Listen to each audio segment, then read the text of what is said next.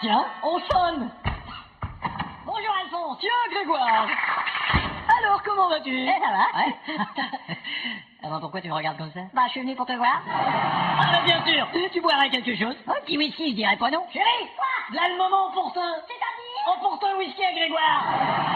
Alors, quoi de neuf? Oh, pas grand-chose. Je suis allé sur la Lune en VTT ce matin. Je me suis fait greffer un pancréas de girafe. Enfin, la routine. Tu le dis à personne, mais moi il m'est arrivé quelque chose d'extraordinaire. Ah, quoi donc? Figure-toi que je suis allé faire une balade sur le trottoir. Oula! Eh mais dis donc, qu'est-ce que je vois là sur le mur? Tu vois bien, c'est un Picasso. T'as acheté un Picasso? Ouais. Mais ça ne te ressemble pas? J'espère bien. Non, je veux dire d'acheter ce genre de truc. Eh, dis donc, j'ai su qu'un des associés de votre société avait inventé quelque chose. Lionel? Ouais, mais Une roue motrice à énergie solaire. attention, c'est un secret cette roue motrice. J'ai entendu ça de la bouche de sa cousine. Justement, t'en parles pas. Motrice et bouche cousine. Parce que tu sais, c'est aussi notre ami, Lionel. Ouais, et c'est maintenant votre millionnaire. Ah, tu sais très bien que l'argent ne m'intéresse pas.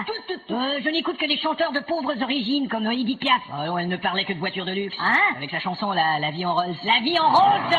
Et Aznavour, là, avec la BM. La bohème! Oh, mais c'est du pareil, hein. Et dis donc, où est ta femme? On la voit jamais. Oh, tu sais, elle est plutôt distante et elle se fait les ongles. Distante, plus les oncles, ça fait toute une famille. Et que se passe-t-il avec ton client, là, l'horloger? Ah, m'en parle pas. Ah non, pourquoi? J'aime vraiment pas sa façon de négocier. Ah bon? Il n'a pas d'éthique et il manque de tact. Et il vend des horloges? Et tu vois, récemment, il nous a fait une réclamation d'assurance et il nous a fait un bilan par téléphone, un bilan non écrit, selon son seul souvenir. Un bilan de mémoire.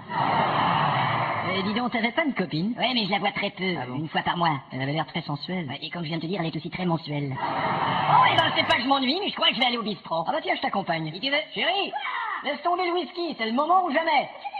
C'est le moment ou jamais ma veste pour foutre le camp.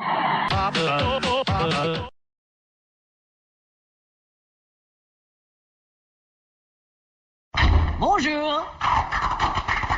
Eh bien, Marguerite, vous ne me répondez point? J'ai toutes les raisons du monde. Allons, qu'as-tu, ma chérie? Je crois que tu as des relations extra-conjugales. Non, ce n'est pas tout à fait exact. Ah bon? Mes relations ne sont pas conjugales. Mais- Et par contre, il est vrai qu'elles sont extra.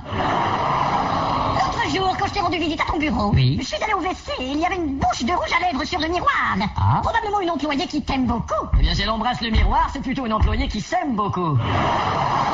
Ne détourne pas le sujet. Chérie, je ne suis pas l'homme que tu crois. Effectivement, tu es l'homme que je ne crois pas du tout. Enfin, allons, ma petite biche, ma petite caille, ma petite brebis. Je ne veux pas de sobriquet. Bon, alors tu veux quoi, des allumettes? Et d'ailleurs, où est ton alliance? Elle n'est pas à ton doigt. Oh, j'ai dû l'oublier quelque part. Mais où est ton respect de notre mariage? Probablement avec l'Alliance. Eh, dis donc, chérie, tu as eu de la visite aujourd'hui? Attendez, moi? Non, je n'ai pas eu de visite. C'est bizarre, il y a des traces de pas dans le jardin. Et ce doit être le jardinier. Mais c'est qu'il y a aussi des traces de pas dans la cour. Oh, ce doit être... Le courrier, je présume?